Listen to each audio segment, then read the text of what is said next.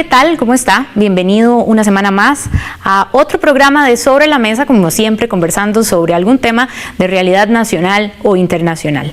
El tema de hoy reviste gran actualidad y es que sin duda el principal evento político a nivel regional fueron las recién pasadas elecciones en Venezuela, no solo por el resultado obtenido, sino por la ausencia física del expresidente Hugo Chávez.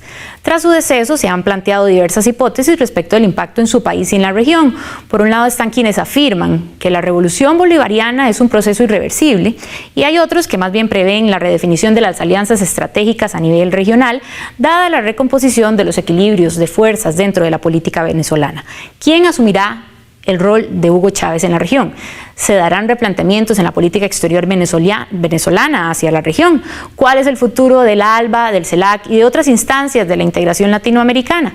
De esto conversaremos hoy en Sobre la Mesa. El tema es Panorama de América Latina tras la muerte de Chávez. Vamos a ir a ver el reportaje que nos pone sobre la mesa el tema y ya volvemos para la entrevista.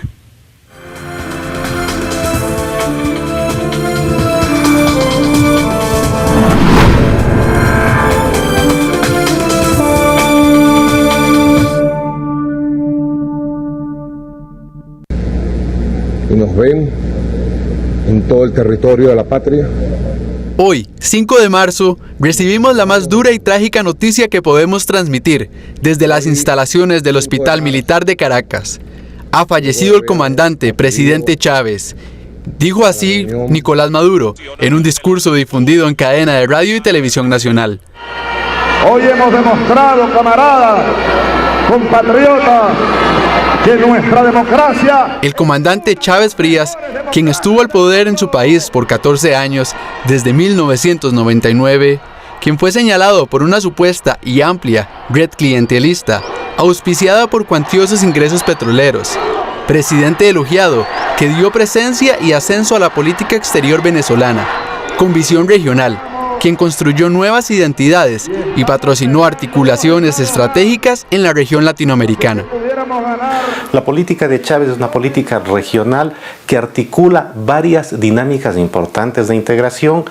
Sin Venezuela no habría sido posible, por ejemplo, proyectos grandes y plurales como UNASUR, proyectos muy grandes y muy plurales como CELAC, proyectos financieros como el Banco del Sur, como el sistema de compensación monetaria que ahora se llama Sucre, como lógicas de cooperación internacional de intercambio por petróleo, por servicios y una serie de otras articulaciones comunicacionales, culturales y económicas.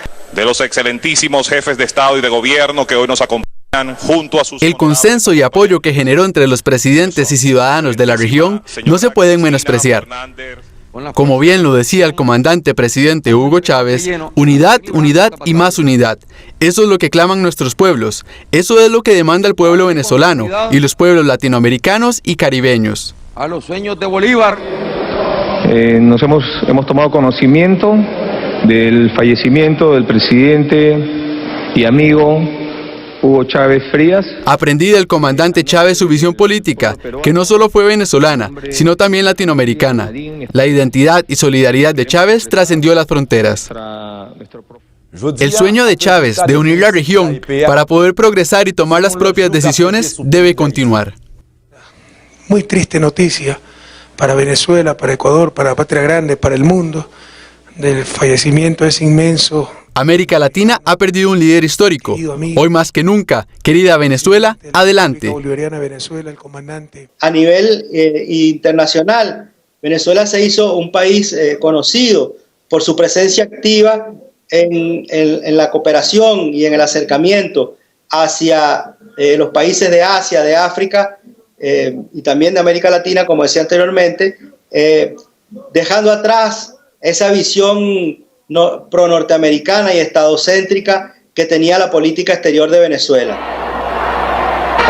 Por esa visión regional de Chávez, por liderar un modelo económico y social distinto, por los meses que gobernó bajo decreto, por su tendencia radicalmente antiestadounidense, porque la muerte se le atravesó, y por la herencia política que obtiene Nicolás Maduro, presidente electo de Venezuela, es que hoy los analistas de Sobre la Mesa discutirán el panorama actual de América Latina tras la muerte del comandante presidente Chávez Frías.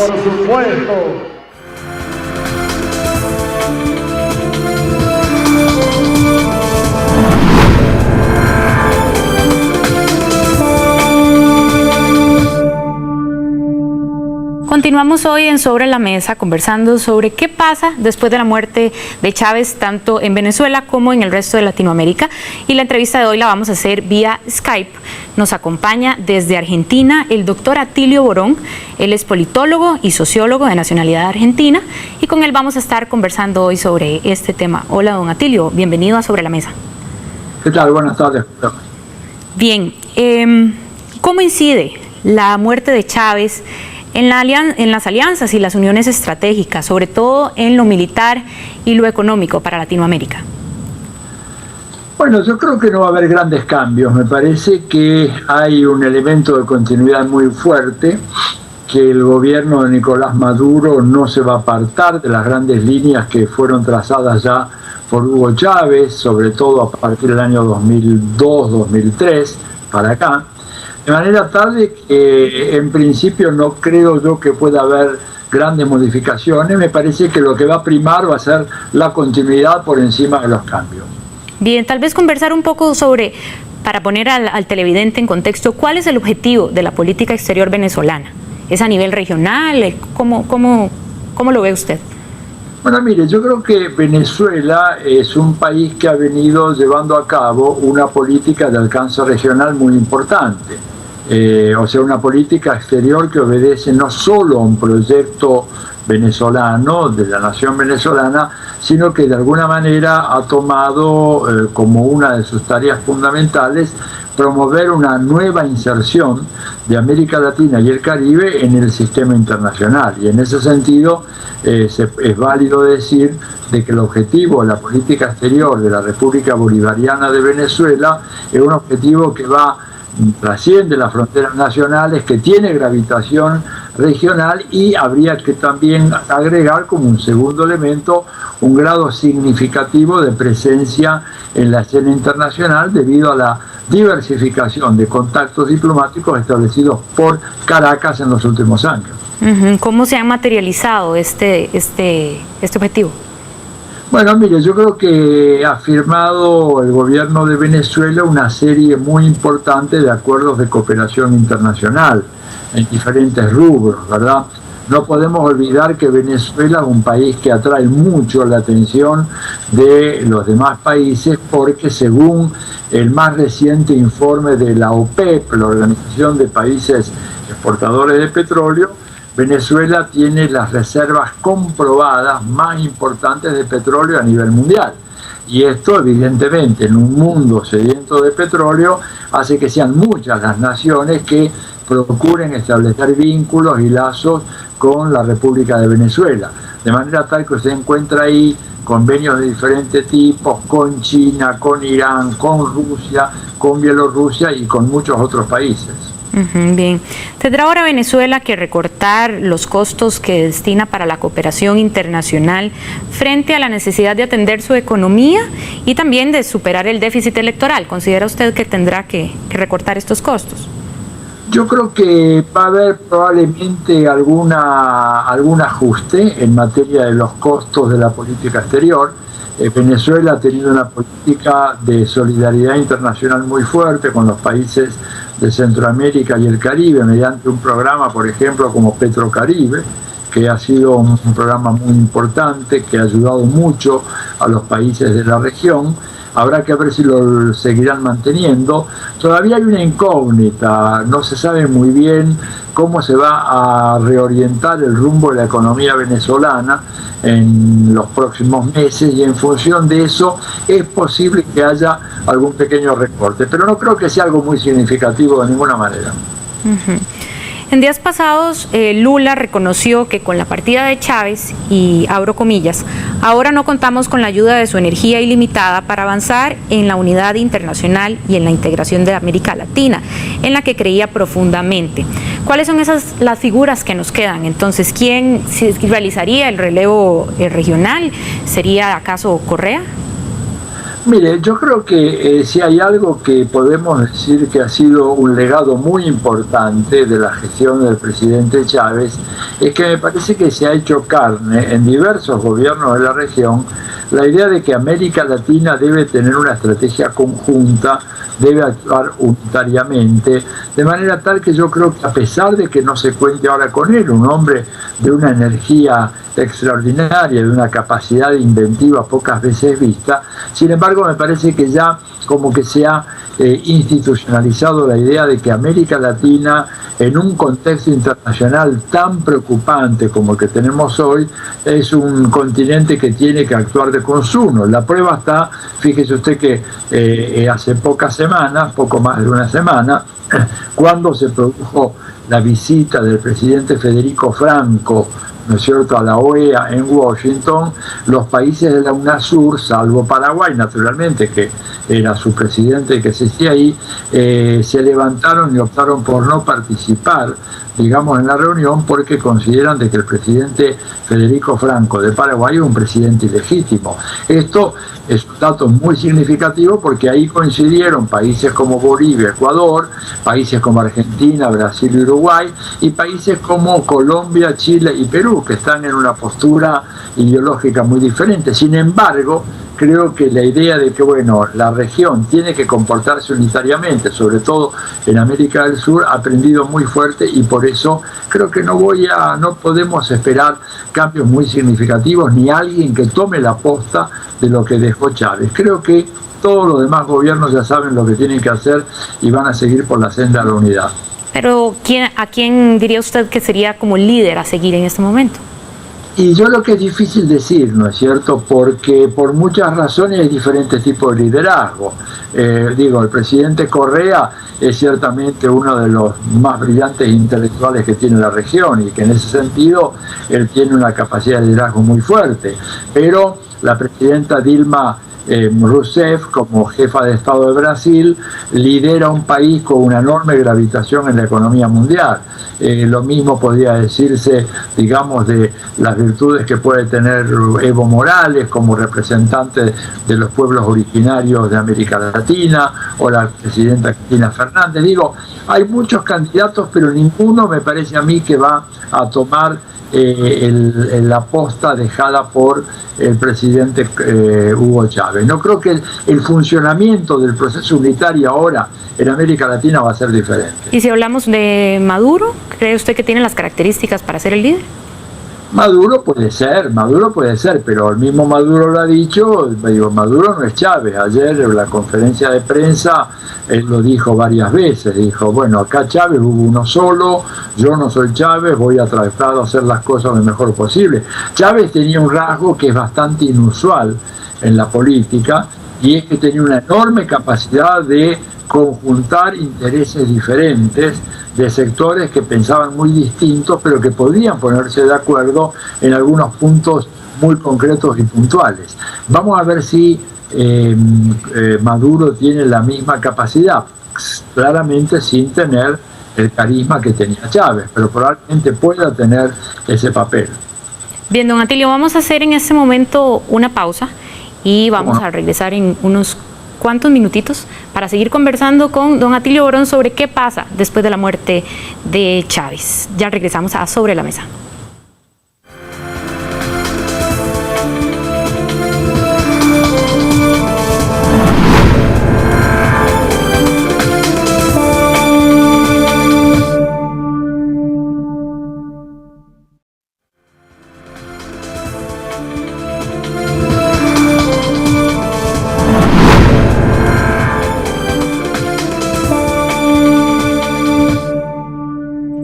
Volvemos a Sobre la Mesa, hoy conversando sobre un tema de mucha relevancia y trascendencia y actualidad. Estamos conversando sobre qué pasa después de la muerte de Hugo Chávez en Venezuela y también en la región latinoamericana, con el doctor Atilio Borón desde Argentina. Continuamos conversando, don Atilio. Me gustaría que se refiriera a unas palabras que dijo don Francisco Valdés, quien es director de Flaxo México, recientemente. Él dijo, cito, la economía del conocimiento más importante del mundo, Estados Unidos, tendrá autosuficiencia energética, pues se convertirá en el mayor productor de petróleo y el precio caerá.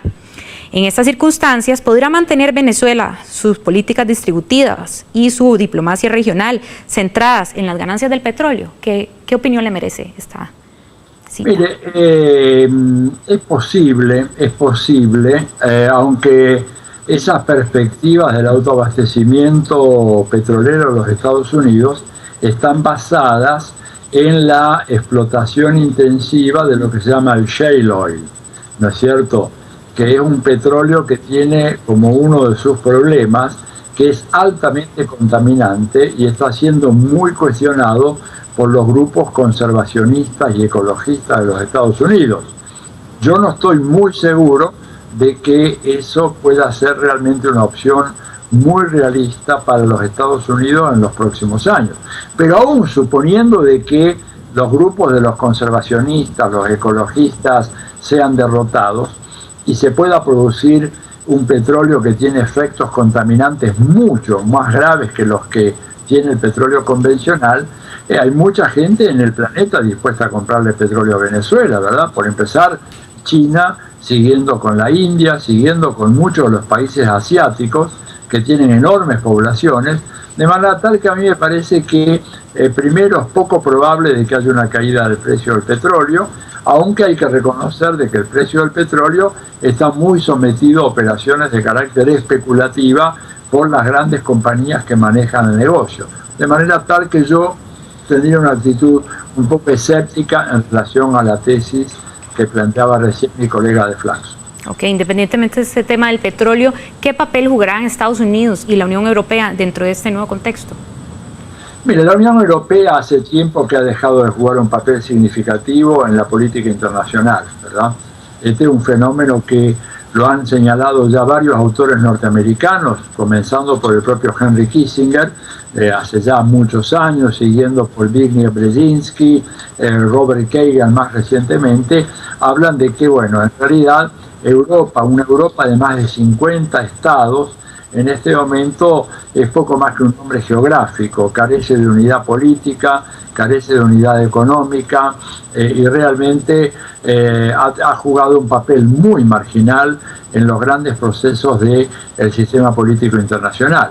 En gran parte debido a lo que ha sido un alineamiento incondicional de Europa detrás de Estados Unidos en varios proyectos militares de los Estados Unidos, lo cual le ha restado mucha legitimidad, ¿verdad?, a una política exterior europea que no es acompañada por la opinión pública europea. De manera que creo que ahí lo que queda básicamente Estados Unidos con un protagonismo muy grande, aunque es un protagonismo declinante. Estados Unidos, basta con leer a los autores mencionados anteriormente, ¿verdad?, que son todos de origen norteamericano o de origen norteamericano, ¿verdad?, para comprender de que, por ejemplo, hoy en día el comercio mundial ya no se realiza como hace 20, 25 años atrás, prácticamente de manera exclusiva con el dólar. Hoy en día menos del 60% del comercio mundial está transado en dólares norteamericanos, lo cual revela un poco el debilitamiento de la presencia de los Estados Unidos en la economía mundial. Por otra parte, es una economía que adolece de una serie de problemas muy graves, ¿no es cierto?, entre ellos un fenomenal déficit fiscal que equivale a prácticamente a todo el Producto Bruto de los Estados Unidos en un año, la tendencia a la devaluación del dólar, todo lo cual hace que va a seguir siendo Estados Unidos desempeñando un papel muy importante, pero ni de lejos equivalente al que supo tener durante gran parte de la segunda mitad del siglo XX. Bien, volvemos al tema latinoamericano. ¿Qué retos son ahora los del chavismo? ¿Cuáles son los retos del chavismo en torno a Latinoamérica? Mire, creo que los retos del chavismo fundamentalmente son, en primer lugar, demostrar de que sin la presencia del líder fundador, las grandes orientaciones programáticas del Estado venezolano siguen en pie. Esto es un poco uno de los desafíos más importantes. El segundo, me parece que tiene que haber una especie de vuelta hacia el interior de la política venezolana, en el sentido de que durante los años de Chávez el protagonismo internacional de Venezuela fue realmente muy, muy significativo. Me parece que ahora se impone concentrarte un poco más dentro de las propias fronteras, resolviendo algunos problemas económicos que están pendientes de hace tiempo, contribuyendo a la modernización de la explotación petrolera y a la diversificación de la base económica de la economía venezolana, y me parece que eso va a marcar, digamos, una orientación que, si bien se inscribe dentro de lo que fue fijada por Chávez, el énfasis en lo regional y en lo latinoamericano y caribeño va a estar un tanto más atenuado. Bien. ¿Qué lectura hace usted de los acontecimientos del domingo pasado durante las elecciones? ¿A qué se refiere? No lo entiendo muy La bien. diferencia en el resultado, que fue muy poca. ¿Se esperaba usted algo parecido?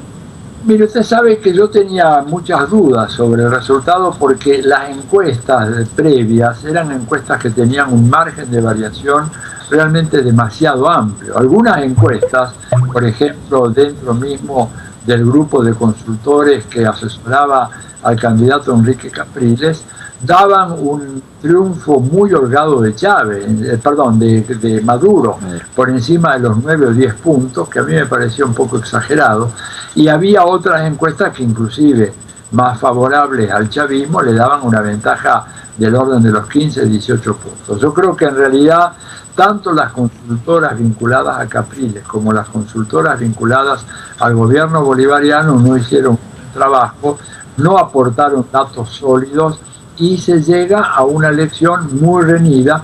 Ahora, el último resultado que acaba de publicar el Consejo Nacional Electoral nos habla de una diferencia de 1,8, casi 2 puntos de diferencia a favor de Maduro. De todas maneras, hay algo muy significativo, que es el crecimiento muy fuerte que tuvo, digamos, el candidato antichavista o de la derecha, como lo quieran llamar, ¿no es cierto?, que hizo una elección muy, muy importante. Yo creo que a favor de una concepción de la campaña que fue realmente muy bien pensada y muy bien ejecutada, que le permitió cosechar muchos votos que no eran propios y que eran votos tal vez de algunos chavistas desilusionados que en buen número fueron y terminaron aportando a las filas de Capriles. ¿Qué lectura hace usted? ¿Por qué existen estos chavistas desilusionados? Porque creo que ha habido algunos problemas concretos que hasta ahora no han sido resueltos, ¿no es cierto? Por ejemplo, el tema de la inflación es un problema muy serio en este momento en Venezuela. No ha habido una eficaz política antiinflacionaria, ha habido también una política no muy eficaz en materia de control de la inseguridad. Venezuela es un país además que tiene fronteras muy abiertas con Colombia, y es muy sabido que ha habido un proceso de penetración de sectores armados y fundamentalmente paramilitares, ¿no es cierto?, colombianos, que se han instalado en algunas de las barriadas populares de Venezuela con el propósito de crear un clima no demasiado favorable para un proceso electoral, ¿no es cierto? Hay varios episodios muy complejos de este tipo, gente que de repente se monta en una motocicleta de a dos y salen a fusilar o a ametrallar gente que está simplemente parado esperando una guagua o un micro, como se le llame. Y estos son fenómenos que tienen que ver con, en Venezuela ha habido proyectos de desestabilización muy fuertes, eso no podemos ignorarlo. Aparte de los propios errores del gobierno, ha habido también gente que de alguna manera ha tratado de contribuir a crear una situación de tensión social, que todo eso de alguna manera se reflejó negativamente en el caudal electoral de Maduro. Bien, hemos conversado de esta manera con don Atilio Borón. Le agradecemos muchísimo su presencia desde Argentina y esperamos tenerlo nuevamente Sobre la Mesa, analizando algunos de los temas de realidad internacional. Gracias, don Atilio. Muy amable, gracias a usted. Bien, y vamos a hacer entonces en este momento una pausa comercial y regresamos al análisis de la entrevista del día de hoy. Continúe con nosotros.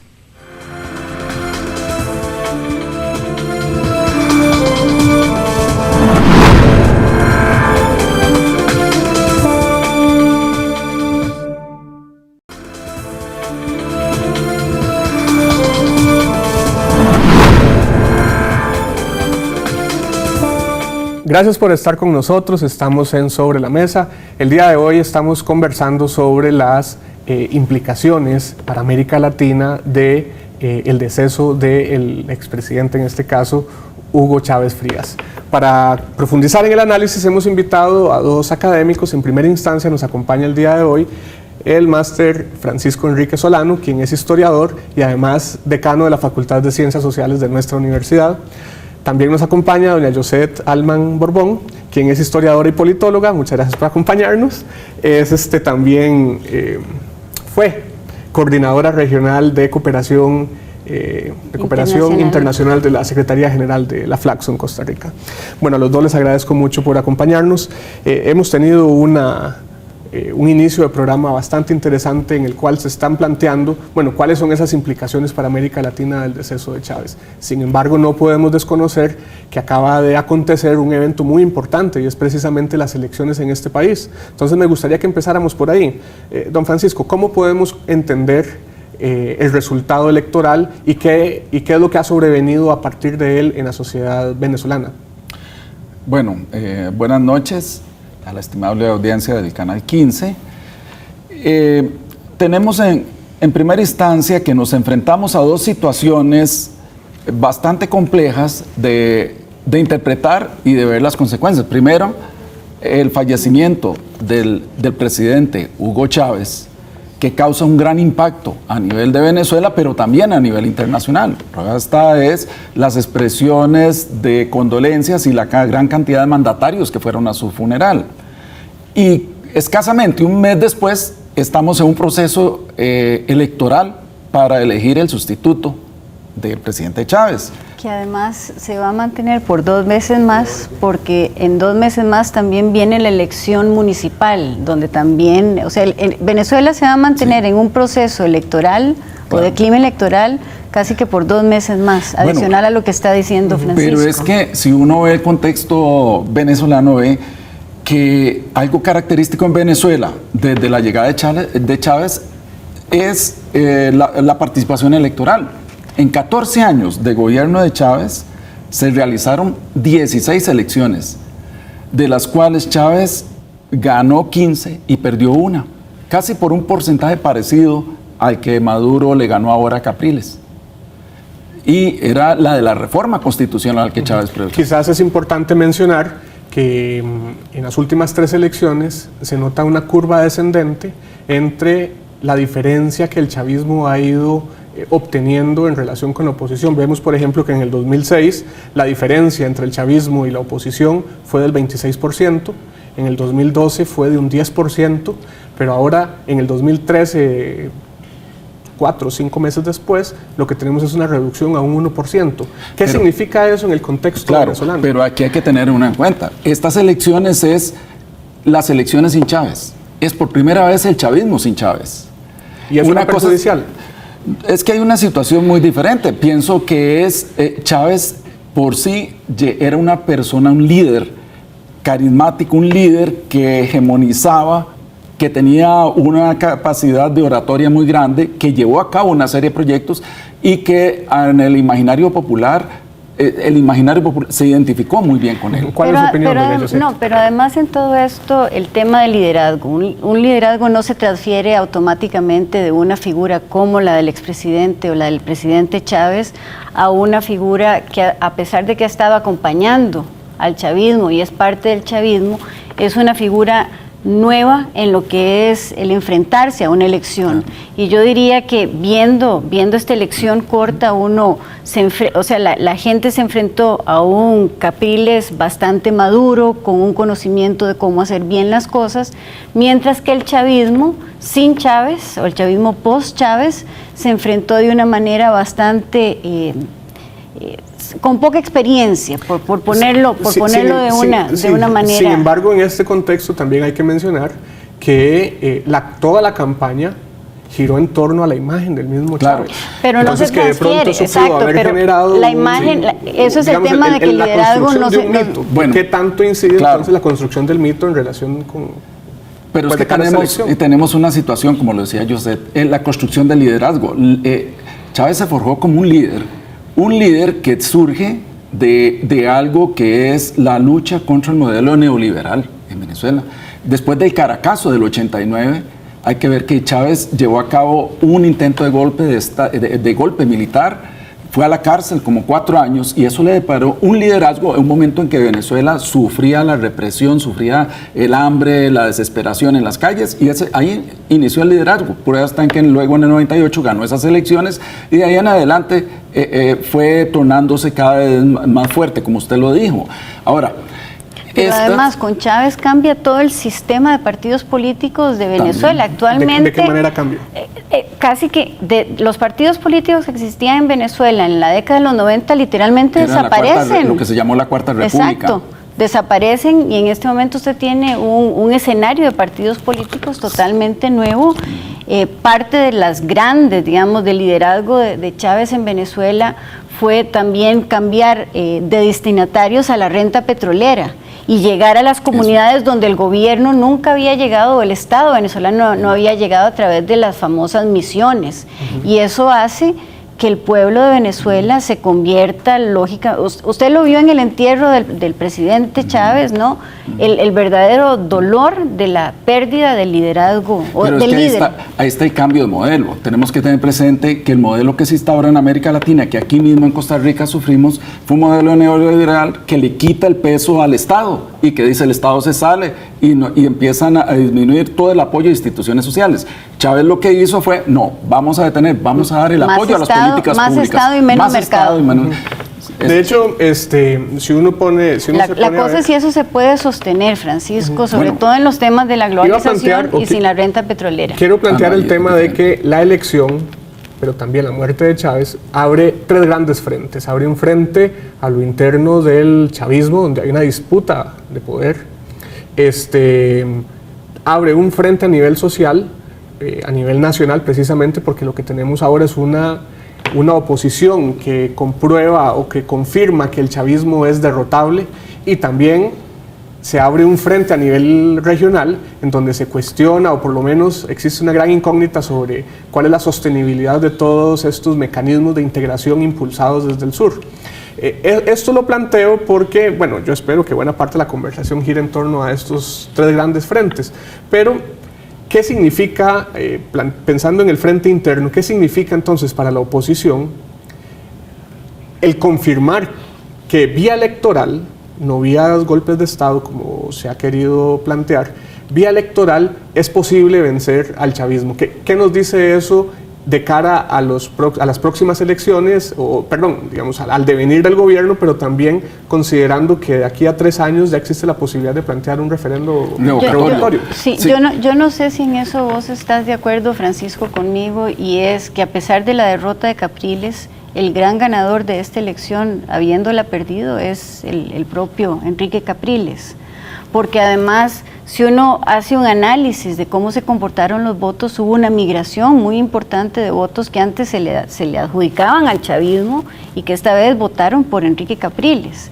Y eso hace que en este momento tenga la región y que esté Venezuela con un país literalmente dividido por mitades. Yo no estoy tan seguro que se pueda trasladar automáticamente que toda esa diferencia de votos que de la elección de octubre del 2012 a la de ahora, que le dan, suben hacia Capriles, vengan del chavismo. Yo creo que una parte pudo venir del chavismo y otra parte de lo que es la abstención. Gente que se abstuvo en el proceso del 12 pasa a votar también por Capriles, por algo en la campaña política que les llamó más la atención de Capriles, sin embargo, que fue más dinámica tal vez. Sin embargo, encontramos que los niveles de abstencionismo no varían sustancialmente, ni se distancian de la normalidad Pero histórica. Es que puede que un sector del chavismo no se sintió identificado con Maduro y no votó. Entonces no es tan automático el asunto. Yo difiero un poco de lo que usted planteaba al principio, del divisionismo en el chavismo. Para mí, cuando Chávez dice, yo indico que el que me va a suceder es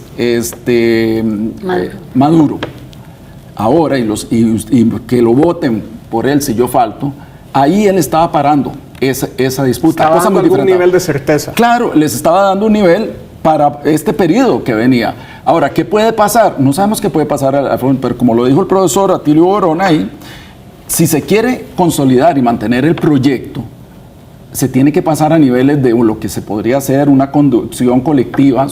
Hay gente muy joven ahí que está en los mandos de ministerios, en gobernaciones, que podrían ser futuros líderes, pero ello debe de ser, si ellos continúan el proyecto, si Maduro maneja combatiendo lo que él dijo, que iba en este periodo electoral, la corrupción, la violencia, más eficacia en el Estado, si él va a eso porque sabe, como usted lo dijo, la presencia de la oposición es muy cercana podría ser, y tienen que manejar esa dirección colectiva, entre todos ver qué es lo mejor para mantener el proyecto y sostenerlo, porque usted, la revocatoria puede hacerse unos 3 años, pero vienen otras elecciones, vienen las municipales, y como lo dije, Venezuela es un proceso constante a nivel de elecciones, gobernadores ya pasaron, pero pueden venir las regionales y así sucesivamente. Yo quisiera retomar el tema que usted planteó, que es, bueno, ¿por qué razón este resultado, si bien implica una derrota en el electoral para la oposición, a la vuelta del camino más bien podría ser un resultado favorable para la misma oposición? Porque en este momento la oposición ya tiene en Enrique Capriles un líder ya consolidado, y es la figura importante que se empieza a establecer como contrarreferente al chavismo. Entonces yo creo que ahí es importante, pero algo que señalaba Francisco, que a mí también coincido con él, y es que en este periodo vamos a ver, no tanto a nivel internacional, sino a nivel interno, una vuelta hacia adentro, porque el nuevo gobierno, o sea, el presidente Maduro va a tener que enfrentar una situación económica muy compleja. Ya de hecho Venezuela tuvo que devaluar, va a tener que ver cómo ve los problemas, no solamente de la situación compleja económica que vive el país, sino también hacerle frente a otro montón de problemas específicos. Ese tema lo quería introducir precisamente, porque ya casi tenemos que ir a una pausa. Bueno. Entonces, ¿cuáles son en este contexto las tareas más razonables a seguir, la ruta crítica que tendría que adoptar Maduro en relación precisamente con estos frentes que tiene abierto? Estos frentes, perdón, que se han abierto a raíz del resultado electoral. El señor Bordón lo dijo, es un elemento de continuidad, y de continuidad en seguir el programa de gobierno que le dejó el presidente Chávez. No hay mayor cambio. Con sus objetivos como lo históricos. Dijo él, efectivamente no hay mayor. Él tiene los ejes, y Maduro los dijo, con algo muy importante que él dice, es tratar de la corrupción, la violencia y una mayor eficacia. Para eso creó nuevas misiones, y lo que mandó que a partir de la otra semana él va a ser un gobierno más de calle, que llaman, va a estar en las comunidades. Pero hay algo... Bueno, es que tiene que recuperar, ampliar parte de esa brecha electoral. Creo que estratégicamente lo correcto. Él ahora tiene que buscar esos sectores, buscar conciliación con los sectores que no votaron. Pero hay una cosa, Capriles tendrá futuro, y él lo sabe, y creo que los asesores ya le dijeron, si él no va con la línea de desestabilización. Capriles, yo no sé si lo más conveniente era para él que ganara, tal vez había más una búsqueda de desestabilización, porque él nunca firmó el acuerdo días antes de las elecciones de reconocer la elección, nunca quiso presentarlo, y después del resultado de elecciones llamó a la gente a la calle a tirarse, y hubo 8 muertos que son del sector chavista, no de la oposición, pero con una cuestión muy hábil de parte del gobierno. El ejército no salió a reprimir a los manifestantes de Capriles, que estaban incendiando locales y atacando unidades hospitalarias atendidas por cubanos. No lo hizo. Y Capriles, un día antes, que estaba llamando antier a una gran manifestación en Caracas ante el Consejo Nacional Electoral, cuando Maduro dijo que si hacía esa manifestación, él llamaba a los sectores de ellos, también del chavismo, a enfrentar y a no dejar pasar, ahí pudo haber pasado mucho, pudo haberse estabilizado. Bueno, de estas implicaciones vamos a conversar un poquito más después de la pausa. Estamos en Sobre la Mesa, ya regresamos.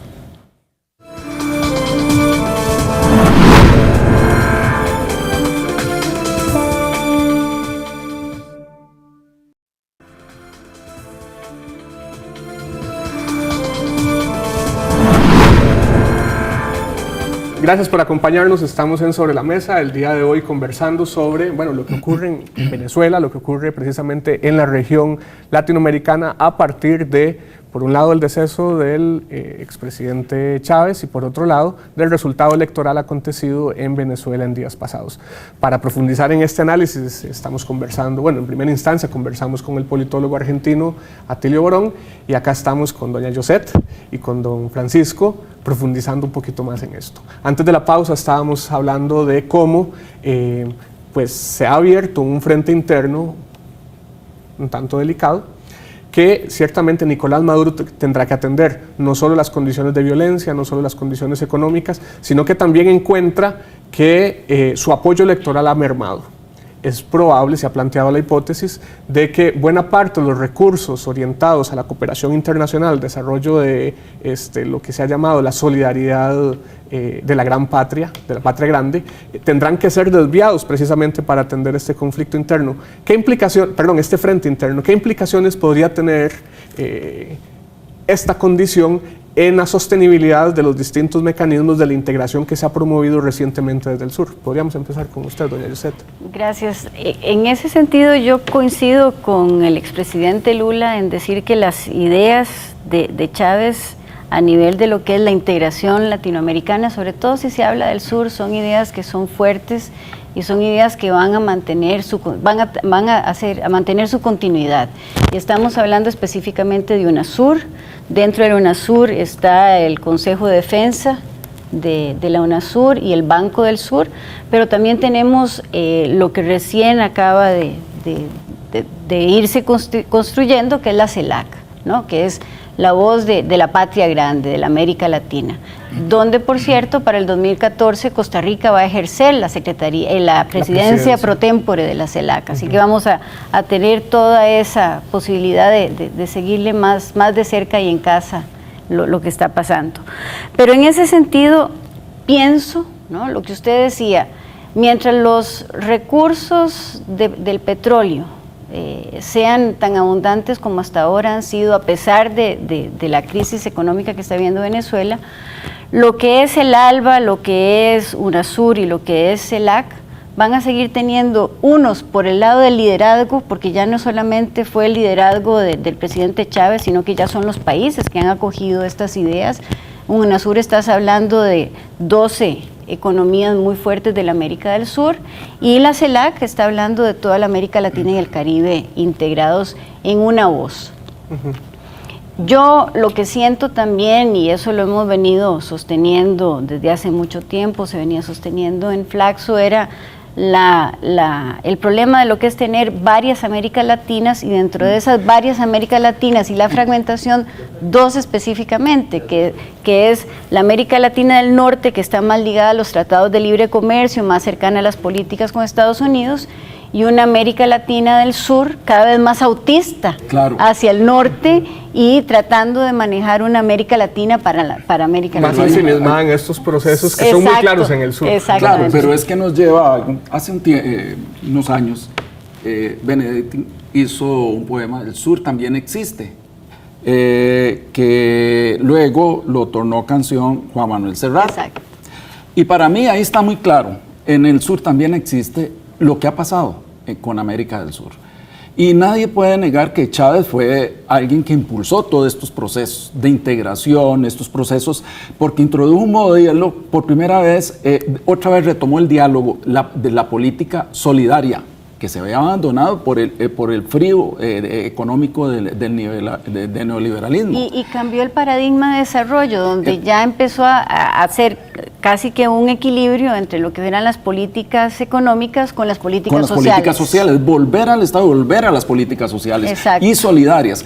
Entonces, desde esa perspectiva, tenemos que, tal como lo dijo Atilio Borón, yo pienso que, y retomando lo que usted decía, puede que sí, que Maduro se vea enfrentado a hacer algunos ajustes económicos, hacer nuevas misiones y tener que ajustar esto. Pero como él lo dijo, yo sí creo eso, no van a haber mayores cambios. Creo que Venezuela va a estar presente, pero ya no en el papel de liderazgo como el que tenía Chávez. Sí, de hecho sobre eso quería preguntarles.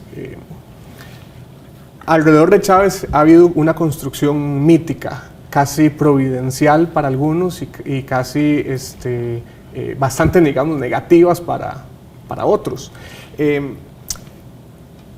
Es normal, es correcto atribuirle el surgimiento de todo este movimiento que se expresa de una manera muy clara en el sur a la figura de Chávez, a la figura, por ejemplo, de Lula, a la figura de Correa, a la figura de los Kirchner, o por el contrario, lo que encontramos acá es un proceso histórico que se encuentra a estos actores de manera casual. Nos lleva a lo que ha sido una temática de los historiadores. Es decir, las personas o los procesos. El papel de los hombres en la historia, el papel de los grandes hombres en la historia. ¿Puede un hombre cambiar? Y el saber interpretar el momento histórico. Porque la coyuntura venía, en América Latina se venía sintiendo hace mucho tiempo un malestar con las políticas económicas que no habían generado ni el bienestar, ni la calidad de vida que habían prometido, ni la abundancia que nos habían dicho. Estamos hablando del consenso de Washington. El consenso de Washington, exactamente. Eso dio la posibilidad... El fracaso de la ALCA. Exacto, el fracaso del ALCA. Exacto. Pero básicamente la coyuntura histórica se dio, y yo diría que el gran reconocimiento que hay que hacerle tanto al presidente Chávez como al expresidente Lula, como al presidente Correa, es la posibilidad de que estos líderes asumieran el momento histórico y lo llevaran a un paso más allá en el momento, no lo dejaron pasar. Bueno, hace poco estuvo el ministro de Relaciones Exteriores de Ecuador acá, y tuvimos el privilegio de tenerlo aquí en la Universidad de Costa Rica. Vino exclusivamente acá a dar una conferencia en el Auditorio de Ciencias Económicas, y le hicieron esa pregunta, porque fue a pocos días de la muerte de Chávez. Que si Correa iba a sustituir a Chávez, que quién iba a sustituir a Chávez. Eso es algo como querer saber quién es el que sigue, quién está, y no necesariamente, él lo dijo ahí. Es que nosotros, dice, es cierto, el presidente Chávez fue el gestor de muchas de estas. Era el que le ponía la carga, mucho el discurso, la revalorización de la historia latinoamericana. Además era un hombre muy emotivo. Y además hay que recordar, por ejemplo, que Lula es el padre de UNASUR, no necesariamente Chávez como sea. Pero él lo dijo, entonces, él revalorizó la historia latinoamericana. En realidad no es tanto el Lula, si usted se pone a ver, viene mucho antes de Lula, pero Lula tuvo la posibilidad de que se diera de concretar. Pero se le atribuye a Chávez. Es que hay un asunto, ¿verdad? Y es que parece que es Chávez, el chavismo, quien ha construido todos estos mecanismos de la integración. No ha construido, los ha dinamizado. Porque el Mercosur, digamos, ¿cuál es el recurso particular que tiene precisamente para dinamizarlos? Es la personalidad, es la chequera. En ese momento, tal vez puede ser, pero es la personalidad y el discurso. No todo líder llegaba a decir las cosas que decía Chávez en un foro de estos y decir, hagamos esto. Y eso tiene, claro que el poder económico, esa ayuda solidaria, esa concepción de la solidaridad económica, que es muy diferente a la chequera que nos han dado para comprar gobernantes de otro lado, que nos viene del norte, es muy diferente. La que Chávez practicaba era para ayudar a los pueblos. Bueno, sobre eso les pregunto, ¿logró este movimiento, esta bocanada de aire fresco, generar un paradigma de desarrollo, como lo fue, por ejemplo, la CEPAL, o por ejemplo, como lo es la Argentina de Lula? ¿Logró convertirse esta iniciativa que se expresa fundamentalmente en el sur en un punto a seguir para el resto de la región? Yo diría que América Latina vive un momento excepcional de su historia. Es un momento en donde se está hablando de un modelo de desarrollo justo, equitativo, solidario, como decías vos, Francisco, y en esto Chávez tiene mucho que ver, pero también tiene mucho que ver el que los países están endosando un modelo de desarrollo diferente, claro. Y eso es lo que va a hacer la permanencia. Claro. Va a dar la permanencia. La continuidad, porque eso lo decía el ministro de Ecuador. No, la muerte de Chávez es cierto, es una pérdida. Pero nosotros, cada uno de nosotros hemos aportado mucho en esos proyectos y creemos en esos proyectos y vamos a continuar los proyectos. Y entonces por eso, hoy UNASUR se estaba reuniendo hoy. Se estaban reuniendo para analizar lo de Venezuela y verlo por primera vez, ya sin la presencia de Chávez y en una influencia directa. hay que ver, hay que seguir el proceso futuro de estas instituciones. Pero tenemos la reunión el otro año, presidida por Costa Rica aquí, de CELAC. Que sea como sea, es una concepción diferente de la Unión de América Latina sin Estados Unidos ahí. Y además hay algo muy importante, aquel que maneje la presidencia de la CELAC es el que tiene la voz de América Latina por un año. En este momento la presidencia de la CELAC la está ejerciendo Cuba, la acaba de dejar Chile, la tomará Costa Rica, y es una responsabilidad muy importante porque básicamente se están tomando decisiones de ir a foros internacionales con una sola voz, por primera vez con una sola voz de América Latina. Yo iba a preguntar, ¿qué significa para la región el contar con una institucionalidad, con mecanismos en este caso propios, o por lo menos que en su mayoría todos hablan el mismo idioma? En realidad no hablan el mismo idioma. Si parte de lo que se ha hablado es que la cantidad de ofertas y de mecanismos o propuestas de integración lo que hacía era traer una gran fragmentación a América Latina. Y yo creo que el desafío de la CELAC es convivir con estos diferentes modelos de integración que vienen desde lo regional, lo subregional, a lo hemisférico, ¿no? Y lograr concitar a través de un modelo de desarrollo en donde nadie va a estar en contra de lo que es la justicia social, la equidad, el combate a la pobreza, el mejorar la calidad de vida, el bienestar de las mayorías de las y los latinoamericanos. Exactamente, no sabemos indistintamente si es uno neoliberal o no. Exacto. Y si viene ahora el presidente Obama, la próxima visita, hay que reflexionar un poco. ¿Será que Estados Unidos... Conversaremos sobre eso acá. Se dio cuenta? ¿Ah, sí? Claro, me imagino que sí. Eso es un tema importante. obligado porque nos Exacto. obliga a pensar, ¿será que Estados Unidos se está replanteando después de tantos años que abandonó América Latina y se dio cuenta del vacío? Después de los tratados de paz de Centroamérica, Estados Unidos abandonó la política regional y eso nos ha permitido...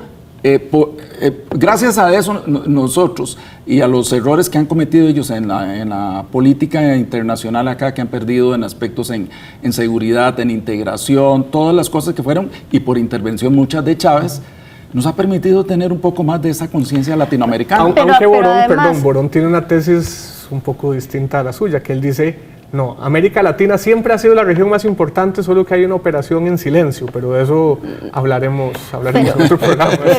Pero América Latina en este momento está viviendo, desde el 2003, viene sosteniendo un crecimiento económico, a veces importante, a veces no. Europa en crisis y Estados Unidos igual. Exactamente. Entonces, básicamente, América Latina se convierte en un referente. Hablemos de las perspectivas para finalizar ya este segmento y el programa. ¿Qué es lo que viene? Tenemos otra vez un frente interno abierto en Venezuela y tenemos también la necesidad aparente de encontrar, o se tiene la necesidad aparente de encontrar, un liderazgo subregional, regional que articule estos procesos. ¿Qué es lo que viene, doña Yosette, en 30 segundos? Perdón por la... No. En realidad pienso que lo que viene es un proceso de continuidad en donde se tiene que ir viendo poco a poco cómo se va armando un nuevo mapa político, porque además, si usted se pone a analizar, América Latina a partir de ahora entra en un proceso electoral, vienen nuevas elecciones en varios de los países de América Latina, va a haber continuidad, van a haber cambios de liderazgos. ¿Cómo va a quedar armado este nuevo mapa político que se abre con estas? En este año vienen 5 elecciones, ya pasó la de Venezuela, ahora viene la de Honduras, viene la de Paraguay, viene la de... Bueno, vienen 2 muy importantes. Vamos a estar en campaña, don Francisco. Bueno, pues no en campaña, vamos a estar. Sí, los 2 niveles yo creo que en el frente interno efectivamente Maduro no es Chávez, pero sí es el chavismo. Y él tendrá que recomponer, será un fuerte bastión para recomponer el chavismo en alianza de los otros líderes chavistas que estén ahí. Y el futuro nos dirá si logran recomponerlo, si ese chavismo logra otra vez reconceptualizarse ya sin la figura de Chávez. Sin que la figura de Chávez, la sombra de Chávez esté detrás. Ese será parte del reto nacional, será parte del reto regional, y nos vamos con esa idea porque ya de producción me están diciendo que viene otro programa y que tenemos que hacerlo un poquito. Les agradezco a ustedes dos y les agradezco a ustedes en casa por acompañarnos en esta rica discusión. Los esperamos la próxima semana en otra edición más de Sobre la Mesa. Hasta entonces.